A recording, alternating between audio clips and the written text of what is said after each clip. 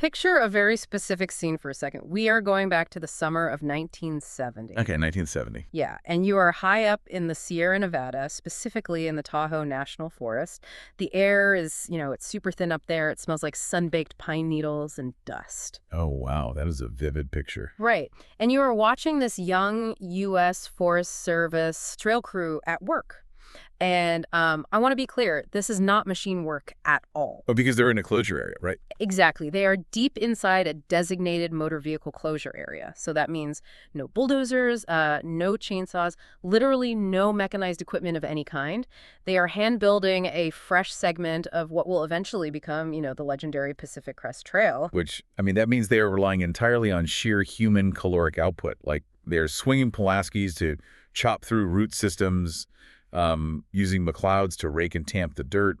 They are wielding these heavy pickaxes against buried granite. Yeah, it's backbreaking. For days on end, they are cutting, grading, and just tamping a firm bench of trail into the side of a steep mountain. Literally carving a path out of raw earth. Right. They're creating this clean, solid line of tread where there was just this rugged, impassable slope before. It is grueling labor under that summer sun. But, eventually they finish the segment. Which is a huge accomplishment. It really is. They pack up their heavy tools, shoulder their packs, and they hike out, leaving this pristine new trail behind them.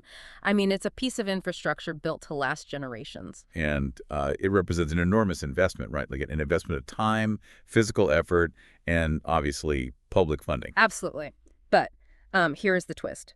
Just a few days later, a rancher who holds a public grazing permit brings a leased band of domestic sheep into that exact same area. Oh, no. Yeah, and they drive this band, and we are talking hundreds, maybe over 1,000 sheep, directly down this brand new hand-built trail. The visual of that is just staggering. A tightly packed band of herded sheep essentially acts as this moving column of small, sharp, relentless hooves. Like a machine. Basically, yeah. They are concentrating thousands of points of heavy physical pressure into a very, very narrow track. And it is absolute destruction. Within a matter of hours, that fresh tread that took a crew days of back-breaking manual labor to cut and tamp, it's turned entirely back into fine, loose powder. Wow. The trail is completely erased. There's literally nothing left but dust. And, that dust on the Tahoe Ridge is actually the perfect physical manifestation of a concept we talk about constantly in economics and ecology. Right, the externality. Exactly. Yeah. Because this isn't a story about malice. The Right. sheep were just walking, right? Yep. And the herder likely just saw a convenient, clear path through the closure area. Nobody set out to actively destroy the public's investment. But the investment was destroyed regardless. I always look at that pulverized dust as an invisible receipt. That's a great way to put it. Right. It represents a cost generated by a private enterprise, in this case, the commercial grazing operation. But the bill for that cost is actually paid by the public. The trail crews lost labor, the taxpayer money that funded them, and ultimately you, the citizen who actually owns that public land. And that is the textbook definition of an externality. It is a cost that goes entirely uncounted on the balance sheet of the business that's making the profit. The rancher doesn't pay for the ruined trail. The public absorbs the loss. So that trail story is really the ultimate lens for our deep dive today, because we have gathered a massive stack of sources for this one. We really have. We are looking at some landmark ecological surveys today. Yeah. Specifically the 1999 Belsky synthesis, which reviews over 100 stream studies. We've pulled historical range management logs dating way back to the Taylor Grazing Act of 1934. We also have economic data analyzing the true costs of public land leases, which is fascinating. And we have recent, incredibly sobering microbiological tracking data on wild bighorn sheep from 2017 through 2024. So our mission today is to synthesize all of this data to really understand the true hidden cost of public land grazing in the American West. And we are going to do that by tracing the ecological footprint of the system, literally following the physical path of hooves on a journey downhill. Right. Starting high up on the ridges, we'll look at how hooves physically rework the living soil beneath our feet. And then, because gravity dictates everything out in the mountains, we are going to follow the path of that disturbed soil and run off all the way down into the valleys, straight into the fragile, cold water trout streams. And finally, we are going to head back up into the high rim rock for a climax that involves an invisible pathogen and a truly agonizing decision by wildlife managers. But before we take that first step downhill, I feel like we really need to establish a baseline of fairness here. Yes, absolutely. This deep dive is not an indictment of ranching as an industry, nor is it vilifying the animals themselves. There are ranchers, range scientists, and land managers doing incredibly innovative, ecologically restorative work out there. Totally. What we are examining today are the structural vulnerabilities of the public land grazing system itself. Right. We are looking squarely at what happens when the economic realities of a low-margin industry clash with the biological realities of a very fragile, arid landscape. So let's start the journey on the high ground. We are looking at the dirt. And if we're going to talk about hooves altering the landscape, we have to recognize that, well, not all hooves are created equal. No, they are not. We essentially have two main agents of change out here, cattle and sheep. And based on our sources, they interact with the terrain in profoundly different ways. And those differences are driven entirely by their anatomy, their evolutionary history, and their behavior. So let's look at cattle first. Right. These are massive animals. Yeah. I mean, a mature cow can easily weigh over 1,000 pounds. Which is huge. It is. And because of that sheer bulk, they are biomechanically slope-averse. They burn way too much energy climbing, so they just avoid steep, rugged terrain if they can help it. They basically prefer the path of least resistance, flat ground, rolling meadows, valley bottoms. Exactly. They also have incredibly high water requirements. They are drinking upwards of 10 to 20 gallons a day, depending on the heat. That's a ton of water. It is. And that biological need naturally pulls them downward toward the bottoms of valleys where the water collects. When they graze out in the open, they tend to spread out naturally across the landscape, assuming they aren't corralled or artificially concentrated by a single, limited water source. And their feeding mechanism is unique too, right? Yeah, they use their long, prehensile tongues to wrap around clumps of grass and tear it upwards. This means they physically cannot graze vegetation completely down to the bare dirt. Right. But sheep are playing a totally different game out there. Oh, completely different. They are smaller, lighter, and far more nimble. A sheep will easily navigate steep, high-elevation terrain that a cow would never even attempt to climb. They will climb right up onto rocky ridges and severe slopes to find forage. And biologically, they eat differently too. Yeah, sheep have a cleft upper lip. This anatomical feature allows them to nibble vegetation extremely close to the ground, stripping a plant almost entirely down to its root crown. Which brings us back to the mechanics of that 1970 trail story we started with. The destruction wasn't just about the shape of the hoof, it was really about the behavior of the herd. Right, because sheep possess this deeply ingrained flocking instinct. As prey animals, banding tightly together is their primary defense mechanism. And on these vast public land allotments, they are also often actively herded, right? Yes, by a person working with dogs, moving the animals as a dense, highly cohesive unit. So while a cow might wander independently and, spread its 1,000-pound impact across a broad meadow, a herded band of sheep concentrates thousands of individual hoof impacts into a tight, narrow corridor. It's like a massive woolly steamroller moving across the ridge. That's a great visual. But whether we are talking about the heavy spreading compression of cattle in a valley or the concentrated churning pulverization of herded sheep on a ridge, the fundamental interaction between a hard hoof and the arid western soil remains the same. And that mechanical impact is where the entire ecological cascade really begins. Because when most people think of dirt in the desert or the sagebrush steppe, they just picture dead minerals, sand, silt, clay, just sterile powder. Right, but the sources highlight that in the arid West, the soil is actually wearing a living skin. A living skin? That sounds wild. It really does, but the scientific term for it is biological soil crust. And it is arguably one of the most underappreciated and vital components of arid ecosystems worldwide. So what does it actually look like? Well, if you were to walk through an undisturbed patch of the Great Basin or the Mojave Desert and look closely at the open spaces between the sagebrush and the bunch grasses, the ground isn't just bare dirt. It is covered in this dark, textured, sometimes lumpy layer. Yeah, looking at the photographs in the ecological surveys, it almost looks like a miniature coral reef constructed entirely out of soil. That is actually a brilliant way to visualize it because it functions very much like a reef. That crust is a highly complex living community. What's it made of? It is composed of mosses, lichens, green algae, microfungi, and most importantly, cyanobacteria. Cyanobacteria. Yeah, these microscopic organisms weave their fibrous filaments through the top few millimeters of the soil. And when it rains, these filaments swell up and become sticky, essentially binding the loose sand and silt particles together into a cohesive mat. So these bacteria are basically acting like a microscopic rebar holding the desert floor in place. Exactly. And in an environment defined by high winds and sudden violent flash floods, that biological rebar is the primary defense preventing total landscape erosion. Wow. But it provides more than just structural integrity. The crust acts as a sponge. The rough, lumpy texture slows down surface water, absorbing rainfall so it sinks deep into the soil profile rather than just sheeting off. And it helps with nutrients too, right? Crucially, yes. The cyanobacteria in this living crust pull atmospheric nitrogen out of the air and fix it directly into the soil. They're acting as a continuous natural fertilizer in an environment that is otherwise chronically nutrient poor. So it is an entire microscopic infrastructure supporting all the larger plants above it. Yes. But considering the evolutionary history of the Great Basin, this delicate infrastructure is entirely unequipped to handle the introduction of modern livestock. That's the core issue. These biological crusts evolved in the absence of massive, concentrated herds of large, hooved mammals. Wait, what about bison? Good question. Historically, immense herds of bison dominated the Great Plains, but they did not range in huge numbers into the deep, arid basins west of the Rockies.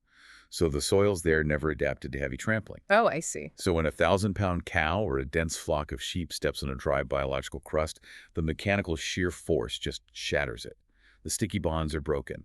The living community is crushed and fragmented. And reading through the recovery data, this isn't just a simple disturbance. It's not like a patch of lawn that bounces back after a lawnmower drives over it. Not at all. The recovery timelines are absolutely staggering.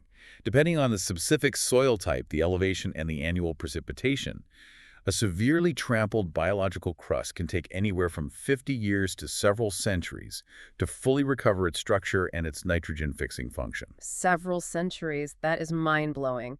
And while the ecosystem waits centuries for that crust to heal, the immediate consequences are severe. Very severe. When you shatter that spongy, stabilized surface, you are left with exposed, compacted dirt. The microscopic soil pores collapse under the weight of the hooves. The ground essentially becomes a hardpan. And when the next rainstorm hits that hardpan, the water can no longer infiltrate. It sheets right across the surface, gathering speed and carrying the loose topsoil away with it. But nature famously abhors a vacuum. When you create millions of acres of bare, disturbed, compacted ground across the West, something is going to take advantage of that newly opened real estate. Oh, absolutely. And the botanical opportunist that swept in to fill that void is arguably the most destructive invasive species in North America, cheatgrass. Bromus tectorum. It is a highly invasive annual grass native to parts of Europe and Asia, and it absolutely thrives on disturbance. Loves the bare dirt. Exactly. When hooves shatter the soil crust and simultaneously graze down the native perennial bunch grasses, cheatgrass sweeps into the compromised ecosystem. Looking at its life cycle, it almost seems like cheatgrass was genetically engineered to defeat native Western plants. It really does. Because the native grasses out there are mostly perennials, right? They live for many years, they invest massive amounts of energy into deep, robust root systems, and they stay green and metabolically active well into the hot summer months. Right, but cheatgrass plays a completely different, highly aggressive game. It is a winter annual, which gives it a devastating temporal advantage. How does that work?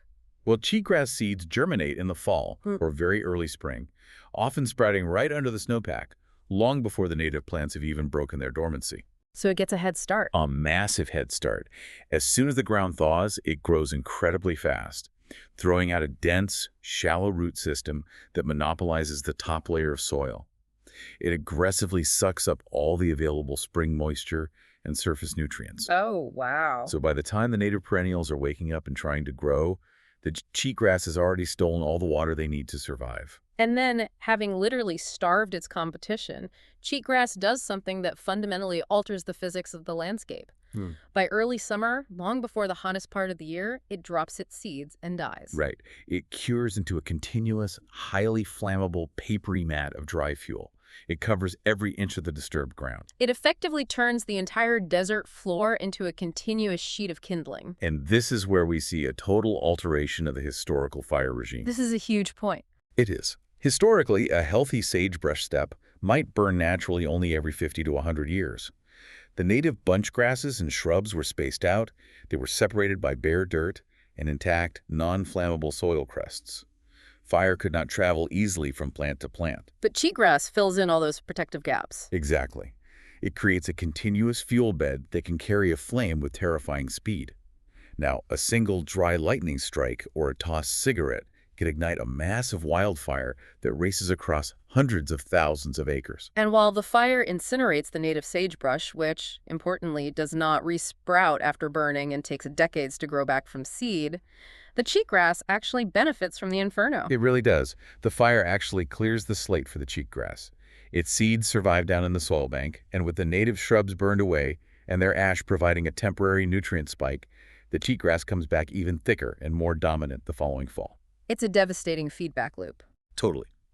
Hoof disturbance invites cheatgrass. Cheatgrass fuels massive fires. Fire creates more bare ground, which invites even more cheatgrass. This cycle has permanently converted millions of acres of diverse, native, fire-resistant shrub steppe into highly flammable, ecological monocultures of annual grass. I have to pause here because looking at this cycle raises a question that a lot of people in the ranching community ask. Okay, what's that? Well, if livestock grazing disturbs the ground and invites cheatgrass, and cheatgrass causes these catastrophic fires, couldn't we just use those same cows and sheep to eat the cheatgrass? Like, if we use the herds to consume the fuel load before it dries out, we break the fire cycle, right? That is a very common proposition, and it perfectly illustrates how incredibly complex and high-stakes range management truly is. So does it work? The short answer is conditionally yes.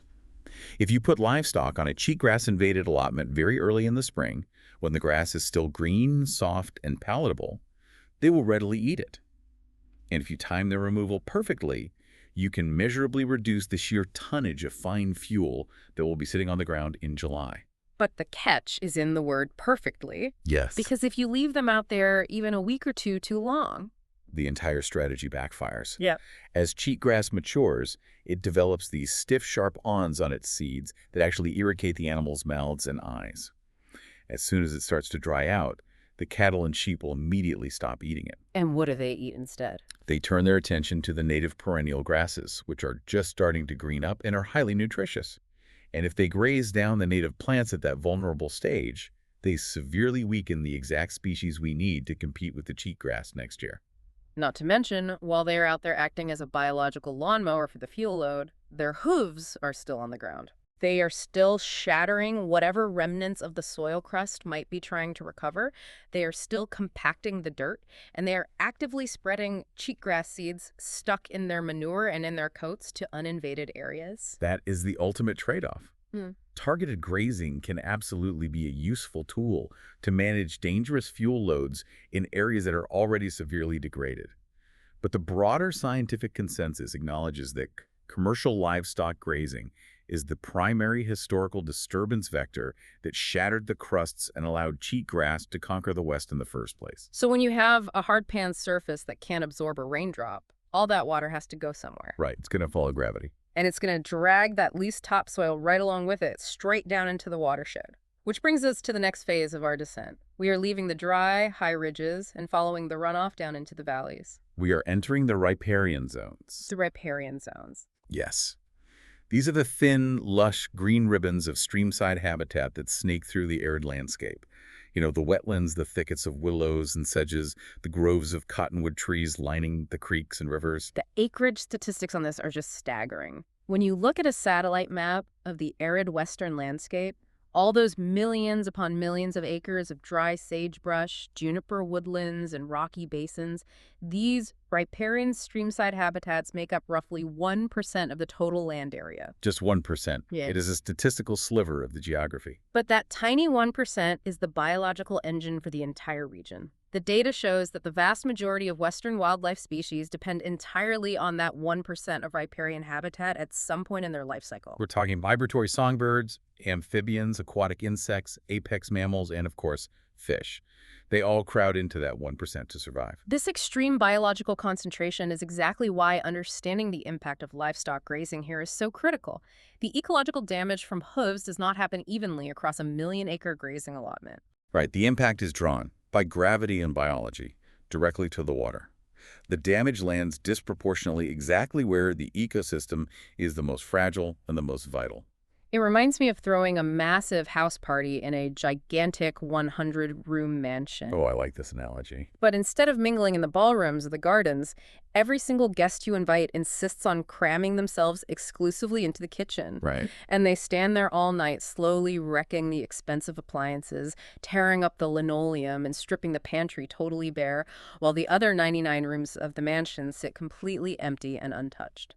That is a perfect analogy for cattle behavior on western rangelands. Cattle naturally congregate in these riparian bottoms. Because it has everything they want. Exactly. Hmm. It is where the deep shade is during the blazing afternoon heat. It's where the drinking water is readily available. And crucially, in late summer, when the upland hills are baked dry and the bunchgrass has turned brown and unpalatable, the riparian zone is where the only lush green forage is left. So the herd literally packs into the kitchen, and when you have hundreds of thousand-pound animals spending their entire day standing in a muddy stream, eating the walls and crushing the floor, the mechanics of degradation are rapid and severe. Yes, they are. Looking at the stream hydrology studies, the destruction begins right at the water's edge with the banks. Right. If you look at a healthy, natural, ungrazed stream in the West, you will often find what hydrologists call undercut banks. Undercut banks, what are those? So the dense, complex root systems of streamside vegetation, the willows, the deep-rooted sedges and rushes, they act exactly like rebar embedded in concrete. They hold the soil matrix together so tightly that the rushing water of the stream actually carves out a small cave or overhang underneath the bank itself. And for the aquatic life, those undercut banks are the most valuable real estate in the stream. They are essential for survival. That dark overhang provides deep, cool shade that moderates the water temperature. It also provides a physical fortress, a hiding spot where trout and amphibians can escape the current to rest, and where they can hide from aerial predators like eagles or osprey, or terrestrial predators like otters and bears. But when a herd of cattle congregates along that edge to drink and graze, The immense, concentrated weight of the animals bears down directly on those fragile overhangs. The hooves shear the banks right off. The biological rebar of the roots gives way under the compression, and the entire bank collapses into the stream channel. so the hiding spots are instantly destroyed. But the collapse of the banks triggers a chain reaction that alters the physical shape of the water itself. Hydrologists call it channel alteration. A healthy, well-vegetated stream is typically narrow and deep. The tight, root-bound banks act like a corset, keeping the water channeled and moving swiftly, which allows it to scour the bottom and keep the gravel clean. But when the cows arrive, Well, as cattle shear those banks down year after year, trampling the edges into mud, the stream loses its structural integrity. It is forced to spread outward. The channel becomes significantly wider and consequently much shallower. and we all know from basic physics that a wide, shallow pan of water sitting in the sun is going to heat up drastically faster than a deep, narrow cup of water. Exactly. And that rapid heating effect is severely amplified by the third mechanical impact of the herd, which is vegetation stripping. Because they're eating the shade. Yes. The cattle aren't just standing there, they're actively consuming the willows, the tall sedges, and the young cottonwood saplings. So not only has the stream become a wide, shallow puddle, but the dense canopy of overhanging shade that used to protect the water from the intense summer sun is entirely eliminated. We are essentially cooking the stream. And for the creatures that live in that water, temperature isn't just a matter of comfort or preference. It is strict physiology. Very strict. The native cold water fish of the West species like the imperiled bull trout, the West lobe cutthroat trout, the red band trout, and various runs of Pacific salmon, they have incredibly narrow physiological tolerances. Because they evolved in essentially ice water. Right. They evolved over millennia in pristine, highly oxygenated water fed by mountain snowmelt. And the fundamental chemistry of water dictates that cold water naturally holds significantly more dissolved oxygen than warm water. So as the stream widens, loses its protective shade canopy, and bakes in the Argus sun, the water actually loses its capacity to hold oxygen. It does. The fish are literally suffocating in their own habitat. Yes. For a sensitive species like the bull trout, water temperatures that a human might consider just a pleasant swimming pool are rapidly lethal. Wow. Even sublethal warming, where the temperature rises just enough to cause physiological stress without killing the fish outright, has catastrophic population effects. It compromises their immune systems, making them highly susceptible to fungal infections and disease. That sounds awful. It is. It severely stunts their growth rates, and it can create a thermal barrier that physically prevents them from migrating upriver to reach their historical spawning grounds. This thermal degradation has pushed native fish out of thousands of miles of river they historically occupied. But the rising temperature is only half the battle. Because when those undercut banks collapse under the hooves, all that soil and mud doesn't just vanish, it drops directly into the water column. Which brings us to sedimentation, or siltation. And it is absolutely devastating for the reproductive cycle of salmonids. How so? Well, trout and salmon spawn by using their tails to dig a nest, which biologists call a red, in clean, cold river rock and gravel.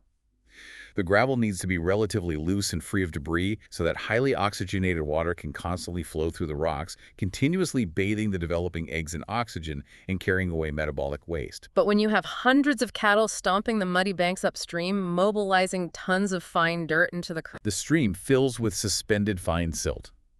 As the current slows down in a wider, shallower channel, that silt settles out of the water column and drops directly into the gravel beds. filling in all the gaps. Exactly. It fills in all the tiny microscopic gaps between the rocks. It acts exactly like cement. It entombs the eggs inside the red, completely cutting off the flow of oxygenated water, and smothers the entire next generation before they can even hatch.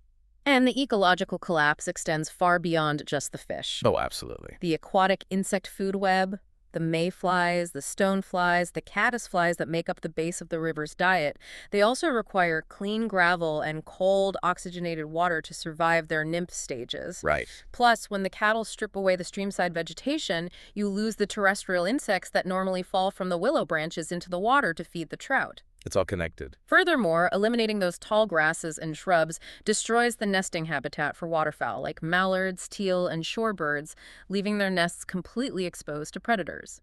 It is a full, systemic, multi-trophic collapse of the most important 1% of the landscape. Bank shearing, channel widening, vegetation stripping, thermal loading, and siltation. And we aren't just extrapolating this from a few isolated incidents. The scientific literature on riparian grazing is incredibly robust. It is. The definitive synthesis on this was published in 1999 by Joy Belsky, A. Mapsky, and S. Uselman in the Journal of Soil and Water Conservation. It remains one of the most comprehensive, widely cited, and heavily scrutinized reviews on the subject. Belsky and her team didn't just go out and measure one single stream in Oregon. No, they didn't. They systematically reviewed 113 different independent scientific studies that analyzed the effects of livestock grazing on western streams and riparian ecosystems. They looked at 113 separate, peer-reviewed studies across multiple states, topographies, and climates. And the bottom line of that massive synthesis is stunning. They analyzed data across every conceivable parameter: water quality, water quantity, channel morphology, hydrology, soil compaction, vegetation composition, and wildlife populations. And what did they find? Across all 113 studies, they reported finding zero positive environmental impacts from livestock grazing in riparian zones. Zero. Out of 113 studies, not one found that putting cattle in a stream improved the ecological health of that stream. We must be scientifically precise about the methodology here, though. That survey was specifically assembling the literature that evaluated damage and impact, directly comparing grazed areas to completely ungrazed enclosures. Wait. It doesn't mean that a single cow taking a single drink instantly destroys a river, Yeah. but it overwhelmingly concluded that the presence of commercial livestock in riparian zones consistently and predictably correlates with severe degradation of the ecosystem. But if the science is that definitive, if over 100 studies confirm that riparian grazing systematically degrades the most vital wildlife habitat in the West, it raises a massive, glaring question. Why is it still happening? Exactly. Why is livestock grazing still the single most widespread commercial land use across the entire American West? To understand that, we really have to pivot away from the pure ecology of the stream bank and examine the human element. We do. We have to look at the history, the economics, and the reality of range management. Because if we're going to understand this issue fully, we must be fair to the ranchers and range scientists who are out there working this land today. We have to acknowledge the history, because the ranchers operating on public lands today did not invent the degraded stream bank. They inherited a landscape that was already deeply historically scarred. That is a crucial contextual point. The baseline legacy of the land we see today stems largely from the catastrophic grazing practices of the late 1800s. What was going on back then? Well, after the Civil War, following the forced removal of indigenous peoples onto reservations, the federal government essentially treated the West as a massive, unregulated, open range. It triggered a speculative beef bonanza. Like a gold rush, but for cows. Yes. Wealthy Eastern and European investors formed massive corporate cattle syndicates, and alongside massive itinerant sheep outfits, they flooded the Western landscape with millions upon millions of animals. It was the ultimate tragedy of the commons, total, unregulated extraction. There were no permits, there were no limits on herd size, there were no mandatory rest periods for the grass. It was just a desperate race to put your animals on the best forage and have them eat it down to the dirt before your neighbor's herd could get to it. And how did that end? This reckless overstocking culminated in the devastating winter of 1886 to 1887, often called the Big Die-Up, where millions of starting cattle basically froze to death on the depleted range. So the vast majority of the catastrophic soil loss we talked about, the initial downcutting of the streams, the initial explosive invasion of cheatgrass, that deep ecological trauma was inflicted over a century ago. Yes. It wasn't until the passage of the Taylor Grazing Act in 1934 that the federal government finally stepped in to stop the bleeding. What did the act do? The act ended the era of the open range, created designated grazing districts, established the Grazing Service, which later became the Bureau of Land Management, and started requiring ranchers to hold permits and pay fees to graze specific numbers of animals. So modern ranchers are operating on ecosystems that are still, in many ways, slowly recovering from the abuses of the 1890s. And to their credit, alongside the BLM, the Forest Service, and university extension programs, there has been a tremendous amount of research and effort put into figuring out how to mitigate this ongoing damage. Oh, absolutely. Modern progressive range management does exist, and when it is implemented rigorously, the results can be remarkable. What does that look like in practice? It all revolves around controlling three variables: timing, intensity, and location. One of the primary mitigation tools is rest rotation grazing. Instead of turning a herd of cattle out onto a massive single pasture for the entire summer, year after year, a rancher divides the allotment into multiple smaller pastures. Okay, so moving them around. Right.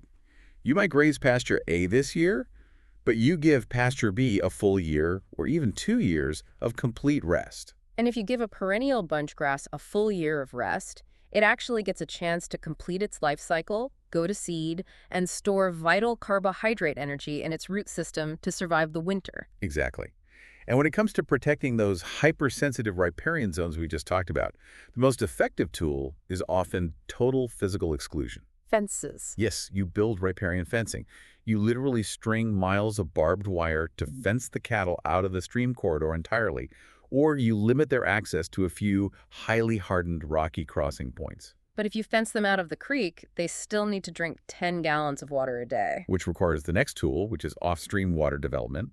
You pump water directly from the stream, or from a drilled well, up into a large metal trough located on the dry upland hillside. I'm smart. Yeah, you provide a clean, easily accessible water source far away from the fragile banks, which effectively draws the cattle out of the kitchen. Other strategies involve significantly shortening the grazing season, mandating that ranchers remove their cows from the allotment in midsummer before the upland grass dries out, and the herd naturally seeks out the riparian willows.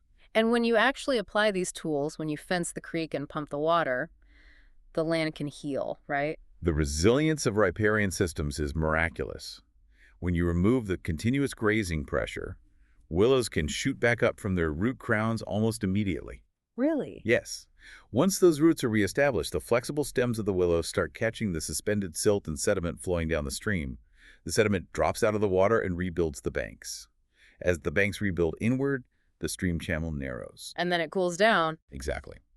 As it narrows, the water carves a deeper, cooler channel. The overhead shade canopy closes, the water temperature drops, and the native trout return. There are incredible photographic time series records of western streams going from a wide, muddy, barren wasteland to a lush, narrow, willow-choked creek in just 15 or 20 years of strict rest rotation and exclusion fencing. But if we have the science and we have the physical tools, the fences, the off-stream solar pumps, the rest rotation schedules, and we know exactly how to manage this land well, why do we still see so much degradation out there? Are these mitigation tools simply too expensive for the average rancher to implement on a massive public allotment? This is where we hit the core economic tension of public land ranching. Building and maintaining infrastructure in the remote, rugged terrain of the West is incredibly expensive. I can imagine. A single mile of wildlife-friendly, heavy-duty barbed wire fence can cost anywhere from $10,000 to $15,000 to build, assuming you can even get the materials and labor into a roadless canyon. Pumping water to off-stream troughs requires expensive solar panels, pumps, piping, and constant maintenance. And ranching is not exactly a high-margin business, especially for small, multi-generational family operations. It is notoriously volatile. They are dealing with fluctuating beef prices, rising fuel costs, and unpredictable drought cycles.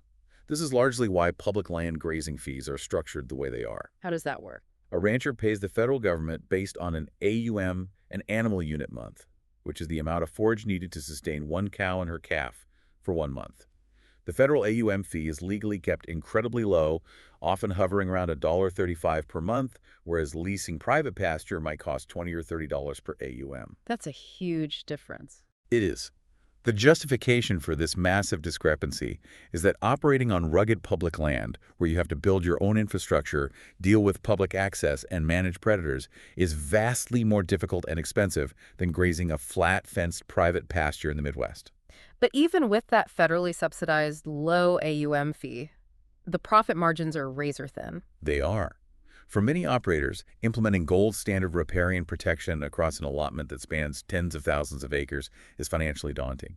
If you demand they reduce their herd size by 30% to protect the grass, or force them to buy hay earlier in the fall to protect the willows, that directly impacts their ability to pay the mortgage on their base property. Right. So the economic reality is that sometimes the fences don't get built. Sometimes the gates get left open. Sometimes the cattle stay in the canyon a few weeks too long because the rancher can't afford to move them yet. And when that happens, the cost of that tight margin is simply shifted away from the rancher's ledger and externalized onto the landscape.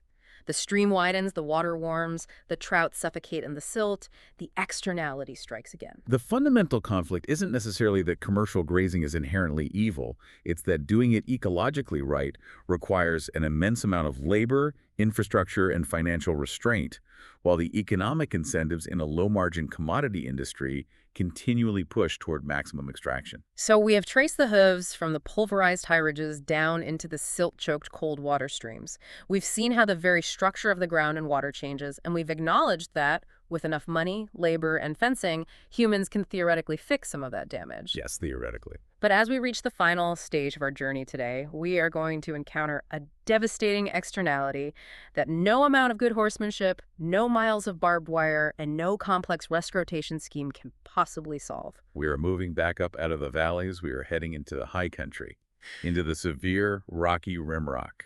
This is really the emotional climax of our deep dive. We are talking about the wild bighorn sheep, the iconic cliff-dwelling symbol of the rugged, untamed West. And we are talking about a microscopic, invisible threat. This scenario is perhaps the absolute starkest example of a structural incompatibility on public lands. Yeah. To understand why, we have to look briefly at microbiology. Okay, let's do it. Domestic sheep, and domestic goats as well, frequently carry a bacterium called Mycoplasma of pneumonia. In the scientific and wildlife management community, we refer to it simply as Movi. And for a domestic sheep grazing out on the mountain, carrying Movi is generally no big deal. Correct. But domestic sheep have lived alongside this specific bacterium for millennia in their native ranges before they were brought to North America. They carry it in their upper respiratory tract, largely asymptomatically. So they don't even know they have it. Pretty much. It might cause a mild cough or a slight runny nose, but generally their immune systems keep it entirely in check. It doesn't bother them. But wild bighorn sheep Ovis canadensis evolved in North America in complete isolation from this pathogen. So their immune systems are completely naive to it. They have absolutely zero evolutionary defense. It is a novel pathogen to them. And when a wild bighorn sheep is exposed to Movi, the biological results are catastrophic. What happens? Movi acts as a primary agent. It enters the bighorn's respiratory tract and specifically targets and paralyzes the cilia, the tiny hair-like structures lining the windpipe and lungs. If the cilia are paralyzed, the lungs basically lose their biological escalator system. They can't sweep out the dust, the mucus, or the everyday bacteria that the wild sheep breathe in, so it just pools deep in the lungs. Precisely. The self-cleaning mechanism shuts down entirely. And once those primary defenses are down, secondary bacteria, often normal Pastorella bacteria that the bighorn carries harmlessly in its upper respiratory tract every day flood down into the deep, unprotected lungs. And that causes pneumonia. Yes, this explosive secondary infection causes severe acute polymicrobial pneumonia. So how does this transmission actually happen out on the mountain? Does a wild bighorn have to share a water trough with the domestic sheep? Do they have to eat from the same patch of grass? The terrifying part is that it is far easier than that. Bighorn sheep are highly social, gregarious, and naturally curious animals. When they are traversing their home range and they spot a band of domestic sheep grazing on a public land allotment, they will frequently approach them out of curiosity or a misplaced drive to socialize. Oh, no. Yeah, transmission requires nothing more than a nose-to-nose greeting or a close-range aerosol spread. Extensive tracking studies have shown that a wild bighorn only needs to be within about 10 to 15 meters of a shedding domestic sheep to contract the bacteria. 10 to 15 meters. They don't even have to physically touch, just breathing the same mountain wind for a few moments. And once that initial transmission occurs on the periphery of the habitat, the wild sheep turns around and takes bacteria straight back into the heart of its own herd. The mechanics of the tragedy that unfolds next are brutal, and they are scientifically well documented through extensive tracking, collaring, and disease testing studies conducted across the West between 2017 and 2024. Looking at the data from those studies, the timeline of a disease outbreak is terrifying. It doesn't just kill a few weak individuals and move on. No, it unfolds in waves. First comes the all-age die-off, which biologists refer to as an epizootic, essentially an epidemic, but specifically within an animal population. How fast does it spread? Very fast. As the pneumonia sweeps rapidly through the herd, adults and juveniles alike begin to show signs of severe respiratory distress. They cough violently, their heads droop, they become severely lethargic, and they stop eating. And they try to hide, right? Yes, because they are cliff dwellers, their instinct when they feel sick is to retreat into the most rugged, inaccessible terrain to try and hide from predators like mountain lions. This makes it incredibly difficult for wildlife managers to even find the bodies until the outbreak is already rampant. And the mortality rate during this first wave is staggering. It varies depending on the specific strain of Movi and the health of the herd, but field epizootics and controlled exposure trials consistently show an initial die-off, ranging from 30% to nearly 100% of the entire population. Up to 100% of the herd dead in the first wave. That is heartbreaking. But the nightmare doesn't end when that initial wave of death finally passes. Some adult bighorns do survive the initial infection. However, a small percentage of the surviving adult females, the ewes, become chronic asymptomatic carriers of Movi, operating much like the domestic sheep did. So they survive the pneumonia, but they carry the pathogen forward into the next generation. Yes. The next spring, these chronic carrier ewes will give birth to seemingly healthy lambs, but when the lambs reach about 6 to 8 weeks of age, the protective maternal antibodies they receive through their mother's milk begin to wear off. And then they get sick. The lamb then contracts Movi directly from its own mother or from other carrier ewes in the herd. Because young lambs have such fragile, developing immune systems, the pneumonia at that stage is almost universally fatal. So you have a herd that has already been decimated by the first wave, and now they literally cannot reproduce. The population is structurally broken. You get years, sometimes a decade or more, of failed lamb crops. The population just ages, slowly dwindling away year by year as the older adults die of natural causes and zero young survive to replace them. A herd can be completely hollowed out long after the first wave of death has passed. I want to focus on a specific case study from the sources because this isn't just abstract science or theoretical modeling. This happened. This is the harrowing story of the Titan and Umtanum bighorn herds in the Cascade Mountains of Washington state.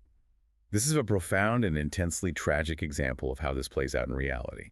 The timeline begins in 2009. Wildlife biologists in Washington started noticing alarming signs. Bighorn sheep from the Umtanum herd were turning up dead. And they tested them. Yes, tissue testing confirmed that it was Movi-induced pneumonia.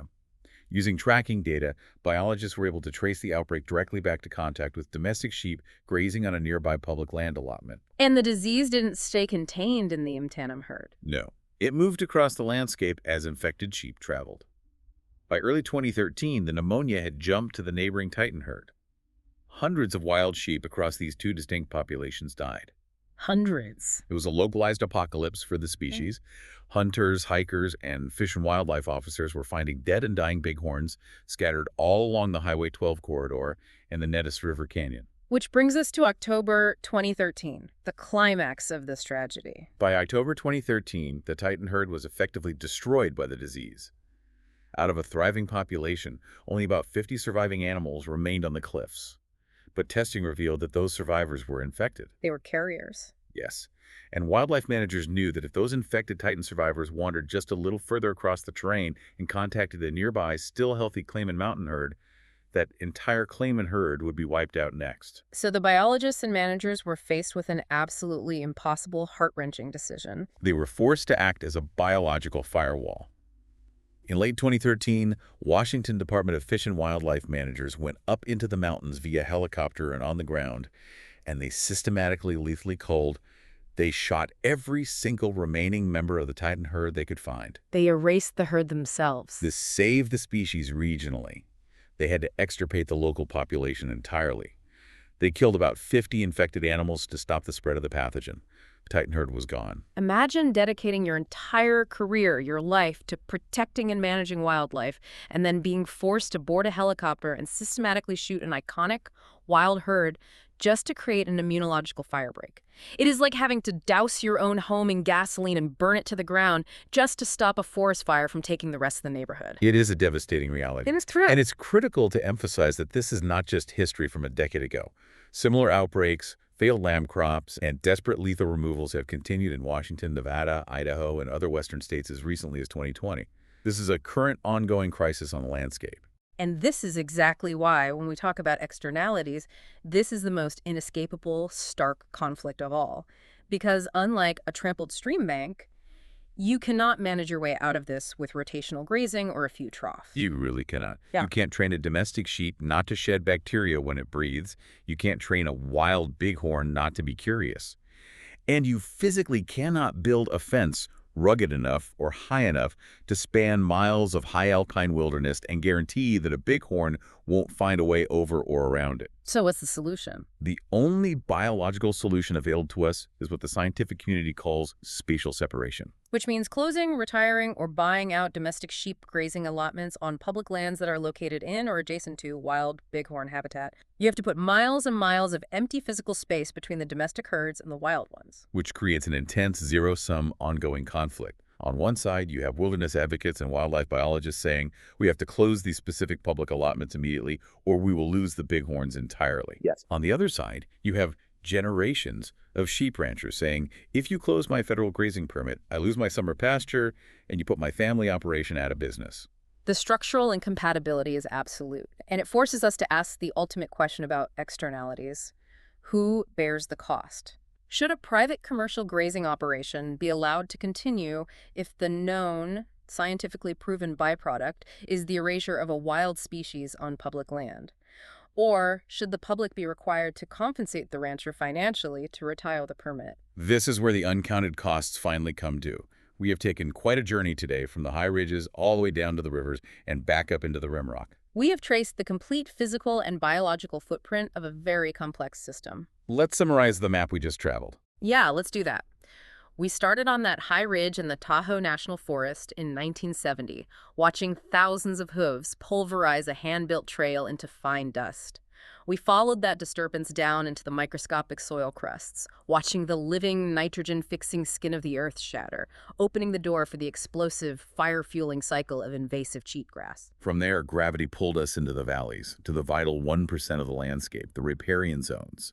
We saw how the sheer weight and behavior of cattle shear undercut banks, strip away the cooling willows, and widen the channels, creating a warm, silt-choked environment that suffocates native trout and salmon inside their own spawning gravels. We looked fairly at the heroic but incredibly expensive human efforts to mitigate that damage with exclusion fences and rest rotation grazing, acknowledging the tight economic margins and federal fee structures that ranchers face. And finally, we climbed back up into the rimrock, where an entire wild herd, the Titan bighorns, was quietly, tragically erased by an invisible pathogen carried asymptomatically by domestic sheep. It is the ultimate physical manifestation of socialized losses and privatized gains on a landscape scale. And that leaves us with a final provocative thought. Yes, something I want you to mull over long after this deep dive ends. We've talked a lot about costs today. The lost trail, the smothered trout eggs, the vanished soil crusts, the cull to bighorns. But these costs aren't happening in a vacuum, they're happening on public lands, which means they are happening on your lands. You are the stakeholder in this system.